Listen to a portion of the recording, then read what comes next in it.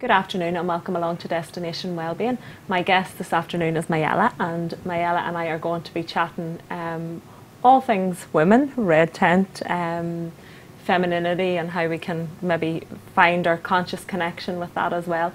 But just to mention at the start of the show, anybody who's watching in for the first time, or indeed anybody who's watched a number of episodes, we always like to remind our viewers to take responsibility for their own health and their own well-being, and if they have any concerns, that their first port of call is their GP, and then possibly they may decide to look at other options that can support whatever challenges they might be having or experiencing in their lives at that time. But you're very welcome, and thank you for joining me, Mayella. Thank you, Joanne. It's lovely to have you here, and we've an exciting month ahead, because towards the end of October, or the end of July, we are bringing the Red Tent to Newry for the first time. So it's a great pleasure and something I'm really looking forward to myself, because we have had some beautiful gatherings, as you've become the first to establish Red Tents in Ireland. Yes, well, in Northern Ireland. Northern Ireland, anyway, yes. Yeah. Okay, so, but it's a global movement as well. So it's completely a global movement, and it's very popular. It's been gathering strength over the last few years.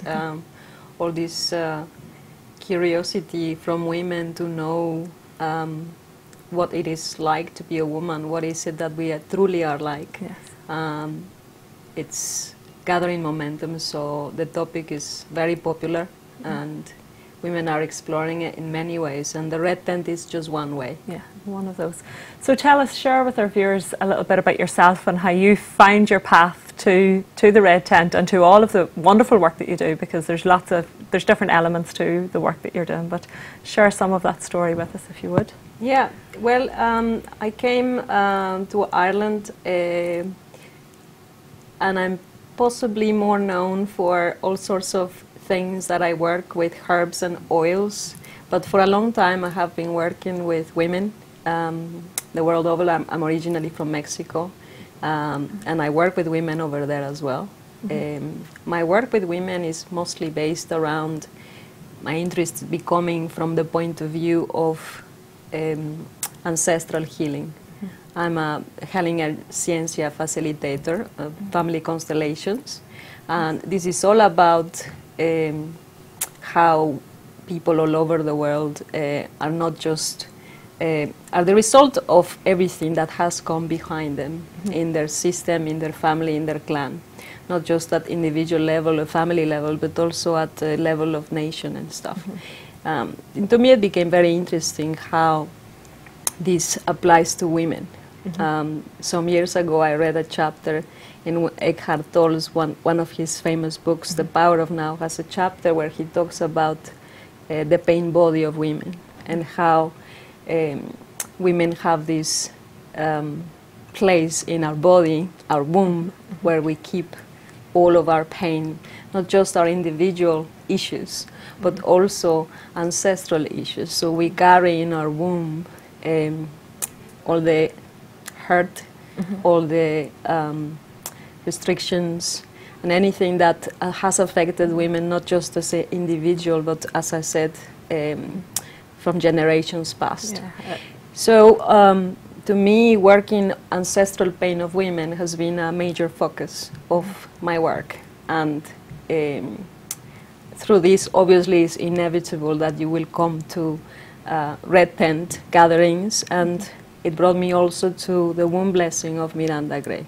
Yeah. So it's been a long process, but it's certainly everything that I have come across in life has added to, how I can help and support women learn more about themselves and go back home who we truly are. Yeah, and I think it's in supporting and helping other women that often we learn more about ourselves as well. So it's always, I would know in work that I do myself, that in every gathering, whilst there's a lesson for me, there's we learn and we grow together, and that's for me the beauty of the Red Tent, is that it's about everyone taking part and everybody learning their own, whatever they need to take from that themselves, really, isn't it? Yeah, well, the Red Tent is a very famous book, obviously, and many people have read it, but the Red Tent also is something that has been present in cultures all over the world, notably Native American cultures have a red tent,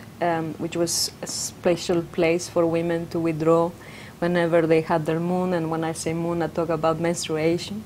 So whenever a woman was bleeding, she would gather with other women in a special place that was called red because of obvious reasons, just to be.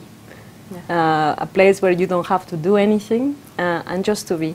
And the red tent gathers in circle. And when we gather in a circle, like you say, there is no head. And the beauty of having no head in a gathering is that precisely we open ourselves to learning from everybody who is there, because every woman has something to share with everybody else. And this is part of the beauty, of course. When you share with other women, you learn once more what you are teaching, so to speak, or what you are sharing.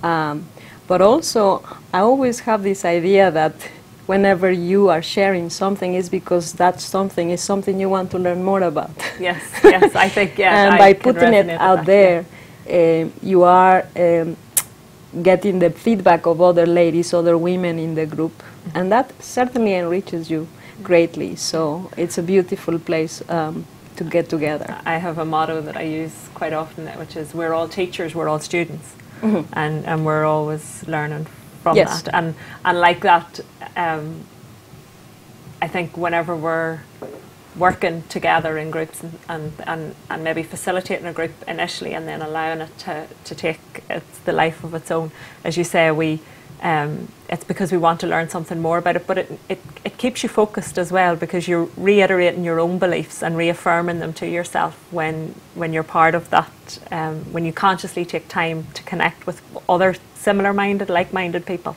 And that's the beauty of all of that work. And as you mentioned the ancestral work and how that kind of came in to your path as well, and how it all unfolds and each step leads to another stage. But and you also mentioned then the Moon Mother Blessing, which I believe you're the first Moon Mother in Ireland.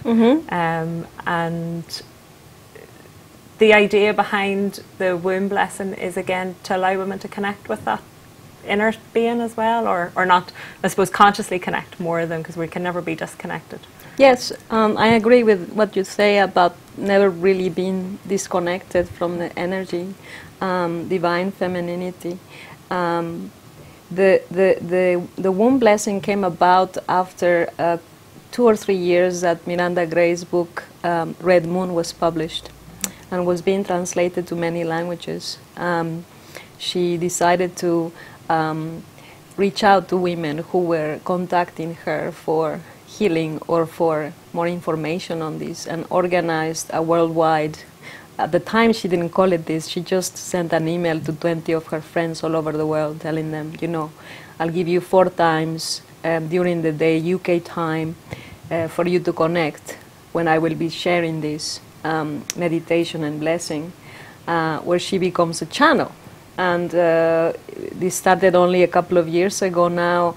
In the last Worldwide Womb Blessing, there was over 70,000 women connecting in over 120 countries all over the world. So yes, it started with a book that became very important, that resonated with women all over the world, and progressed into the Worldwide Womb Blessing. The next step obviously was, like Miranda says, you can't be everywhere all the time. And she looked for a way to share this. So she decided to create what she calls Moon Mothers.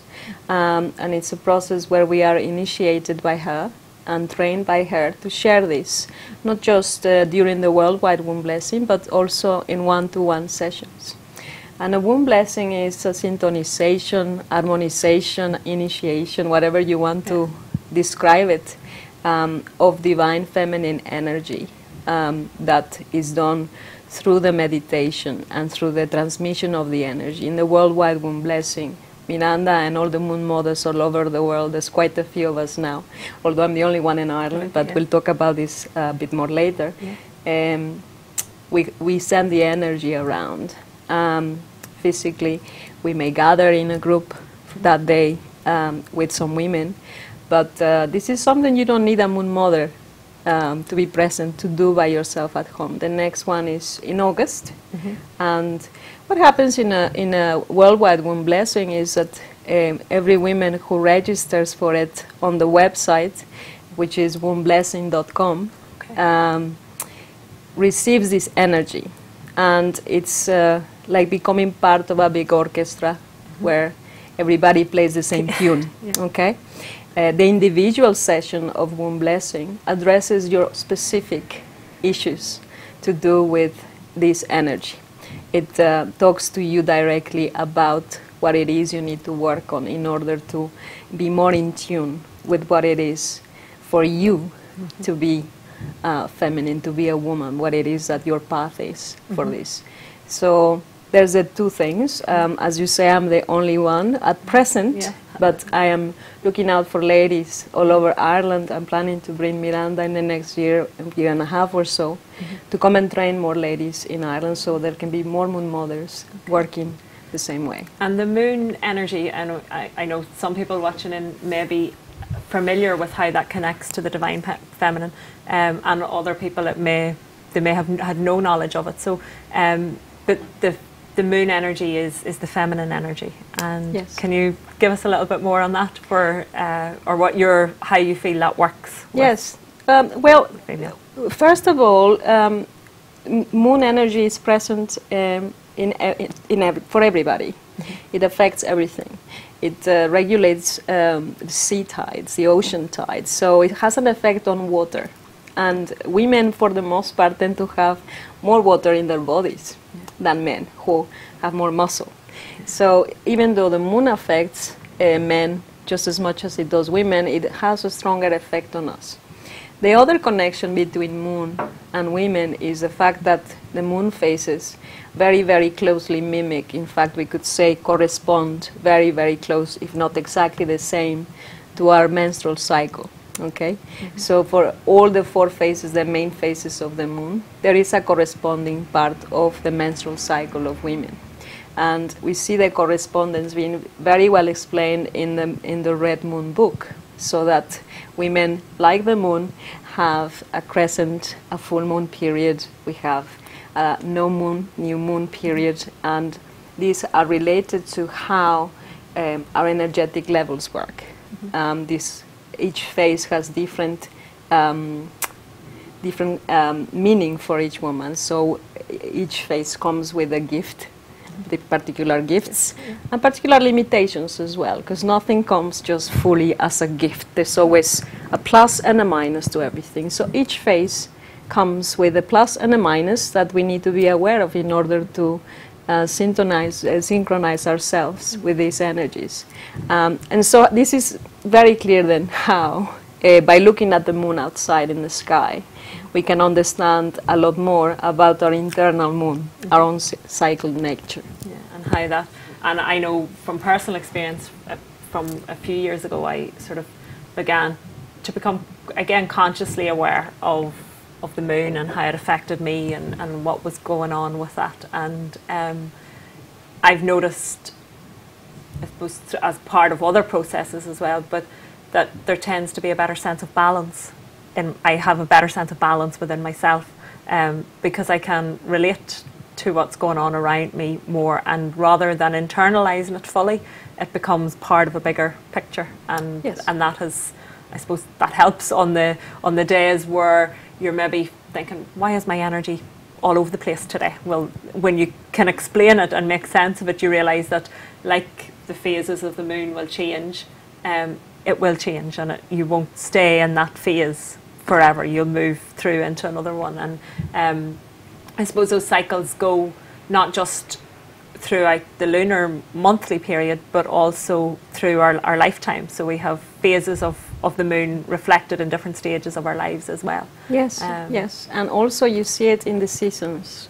This is where we have forgotten how very clearly connected women are with all of nature, not just the moon. We have the seasons of the year.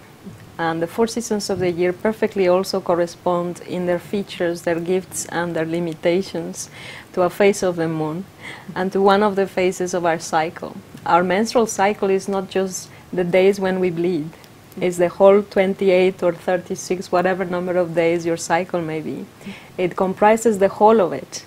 And there's certainly 4 very differentiated stages in there, each of which corresponds not just to a lunar cycle, to a moon cycle, but also to a season of the year. And that's where it becomes, like you say, you feel more like you're part of the whole. You're part of the earth, you're part of the seasons.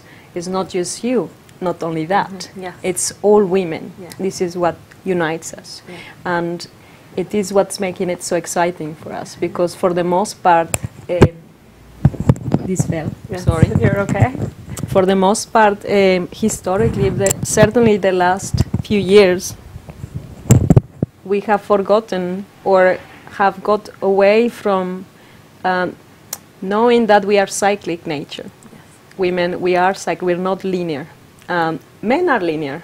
Yeah. Men's energy levels, for the most part, are pretty much the same throughout the month. We are certainly very different. And we find it really hard to come to this. We don't even know where this comes from, because we don't make the connection. You know, cycle, energy level, cycle, mood, cycle, you know, creativity level. The moment we become aware of this connection, it all clicks, it all makes sense, and it allows you even to plan your life. Yeah. You know, I love the fact that Miranda often refers to women's cycles as being the key to happiness for women. And as we all know, most women suffer so much with their cycles. Yes. That when she says something like this, sounds like the most silly thing to say in the world, but I think what she means really is that when you become aware of the connection of energy levels, creativity levels, and the cycle that you're at in a particular time, you are able then to plan and predict. Yeah. And you know what makes you happy in phase 1, then you go for that, wouldn't you? Yes. If you know what makes you happy or will make you calm in phase 2, then you'll plan for that as well. So it is really the key to happiness for us. Yeah, and it's the key to, as I said, for me, becoming aware of it was the key to balance, which in turn will lead to happiness and more contentment in yourself, because you're not fighting against what's happening, and you're embracing what's happening and taking the time out when you need to take the time out, and going forward when you need to go forward, and moving, but that you've not just that there's maybe less of the struggle and more of the going with the flow. Yes. Which was a topical conversation we had off air as well. So, but very much relevant to that, go with the flow of what's happening. And a lot of women's problems at present, and I mean in particular gynecological problems and problems with premenstrual tension and things like this. At the root, a lot of it is to do with precisely this, trying to behave linearly. Yes.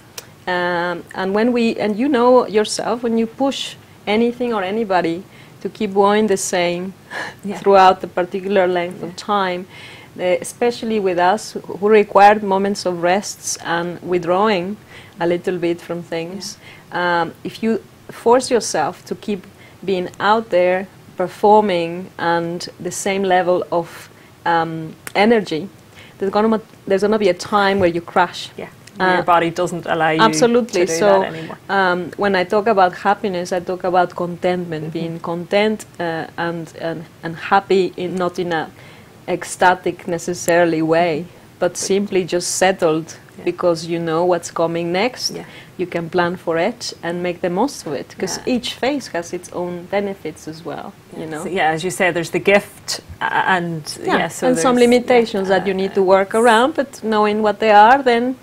You know, it's so much better. It's like they tell you in advance, so you plan in advance. Yeah, it makes things so much easier. And I think as well, you touched on premenstrual tension or any of the stress that's related around that period of time. Women have almost come to accept that is just part of what happens. And I often see clients, and maybe they're coming for something else. I treat them with reflexology, so maybe coming for one particular thing, and then you're speaking to them a while later and they're saying, you know, but when I've had my period this time, I had no pain and I didn't have to take painkillers and I didn't have to take anything. Yeah, because that's because your body is coming back into balance again. But it's almost a surprise because women have so accepted that difficult, painful time happens every month, and they just accept it. Whereas I know on last week's show we had Michelle Mathers, who's a Maya massage therapist, and Michelle and I talk quite a bit of detail like that it doesn't have to be that way, and we don't have to suffer through that period. We maybe need to rest, and our body needs a time of just being. As you say, the red tent allowed women that facility, but it doesn't have to be a time of suffering. It can be a time of rest. No, but when you think about it, it makes a lot of sense also commercially to medicalize something which is completely natural. Yes. And as you say rightly, a lot of the discomfort and the issues come through lack of rest and lack of me time, which even society tells you is wrong. We feel guilty as women if we don't do as much as we normally do. So you have a very complex cycle where, you know, if you don't do, you feel guilty, so you do, but then you're tired and you're grumpy and you're sharp. So it's really difficult. So there's a lot of things going against us, if you want. Because even if, as you say, commercially, you know, even if we look at the advertisements for sanitary products and, you know, it's skydiving and jumping and running and all sorts of activities that your body is capable of doing but maybe doesn't need to be doing. Exactly. Is the thing at that particular time. And it reminds me of a joke that was going about two young boys who went in to buy some tampons in a chemist, and why do you want these? Well, we saw them on television and they're going to make us be able to horse ride and jump and dive and do all of these things, is it not these? So, and yes, so that's the image that we have, and we're kind of trying to fight back against that image because our body's going, no, but you know what, you need a little bit of rest. And I'm glad you mentioned boys and men in here, because we drive ourselves mad, don't we? Because we don't know who we are and where we're at in terms of our cycle, because we're not aware. We drive ourselves crazy. So imagine what it's like to be at the other end. Yes. A man who, well, even if we don't have a clue, even less. So he doesn't know what's going on with us. And what happens then is they say we are, you know, we drive them crazy. We drive ourselves crazy. Yeah. So it is an important decision to make, to learn more about who you are as a woman, not just for yourself, but also for those who are around you, you know, letting the men in your life, including children, adults, know, you know, why women change during their cycle. You know, what's involved in this will give them a much better understanding. Not just the girls, also the boys and the men. They need that. They need the information to understand us better. And I suppose culturally there's been that taboo of we don't talk about those, that's women's things and girls' things, and we don't. But, you know, we have to live together and we have to work together and we have to operate together. And without conversation and education, those are the two key points, really, aren't they? But first of all, you know, we need to educate ourselves, because we can't share about our bodies or about what's going on for us with someone else if we don't know ourselves. So yes, and you don't need to go out and advertise it to the world. You can only do it at home. That's the first place that you should be starting, of course. But like you say, you need to know the stuff yourself first. And this is what the whole thing is about. This is the beauty of all of the red tent, all the movement around divine femininity, because Miranda Gray's work is fantastic, is the one I choose, but there's other things out there, and it's all about a call, an interest, a curiosity, a need for women. You know, we are feeling disenfranchised, we feel incomplete, we feel like there's something missing. Well, this is what we're missing. We don't know who we are. So let's start doing something about it. You mentioned divine femininity, and for you, what is divine femininity? Because again, that's almost a word that people can think, does that mean I have to go all girly? Do I have to be wearing pink all the time? You know, we have a preconceived notion of what femininity might be, but in striving to embrace our divine femininity, and that'll be different for everybody, but in the broadest definition, what are we hoping to bring to women when we talk about divine femininity? I do believe that depending on the time of cycle that you are in your cycle, the time of the cycle, you will express it differently, okay? Because each energy in each phase is different. Part of my background is in the Taoist school. And the Tao is a philosophy, is a huge thing. It created the background for acupuncture, and many of the famous therapies we know from China come in that way. But the word I love is Tao. And for me, divine femininity is the Tao of women. And Tao means path, okay? Yes. And what is my path is very much mine. So my expression of divine femininity will be my very own, in my own way, unique way, just as it is for you. It may sound like a silly answer. Yeah, no. But I truly believe it has to come from within. And for it to come from within, you have to know who you are. Yeah. So this is the starting point, going inside to see who you are, and then let this flow. In whatever way it comes out, in your own unique way. That's the beauty of it as well. Is that it's something different for everybody, and for one person it may mean one thing, and at different times, as you say, it may mean different things. And we were chatting just before we came on air to kind of get into the flow of conversation, and but we talked about while we can embrace our femininity, what we're maybe embracing is our own strengths and our own weaknesses, which again come with the positive and the negative. But that doesn't make us, we don't have to be masculine. We need to balance that out, but we don't have to be like men in order to be strong, and to be, we can be strong in our own way, and it's in a different way. Absolutely. So I think the area that we're looking at there is that maybe we need, both men and women, we need to embrace our differences, rather than there's been I suppose a drive over the last number of years for everybody to become the same. Yes. But it's embracing. So in having a response which is it is what it means to you, that's the same across the board for us all, because it's not an easy we're all answer. different. Yes, it's not an easy answer, because finding out what it is like to be strong for you as a woman, what it is like to be dynamic, has to come from within, not from whatever you see men behave like, whatever culture tells you, whatever your country has an image of women being dynamic like. It has to come from inside. So yes, women can be strong and dynamic and achieve great things, but they do it in a feminine way, ideally. Yes. We don't need to be like men. We don't want to be like men. That's why we have men. Yes. Yeah, we don't all, as men and women don't need to be the same, but we can each be. We need bring to our own express qualities, our own way of sharing this, or living, embodying our femininity and our masculinity, our strong, dynamic side as well. We've got, and it's bringing all of those to the front, and understanding at the core of it who we are. Exactly. And deciding where we're going to be. But you mentioned earlier that as the first moon mother in Ireland, you would like to expand that call out. So and I presume the best way of contacting you then is through your website. And, yes. I hope very much to have Miranda come over in the next year and a half or so. She's fully booked way in advance, this lady. Yes. Very busy.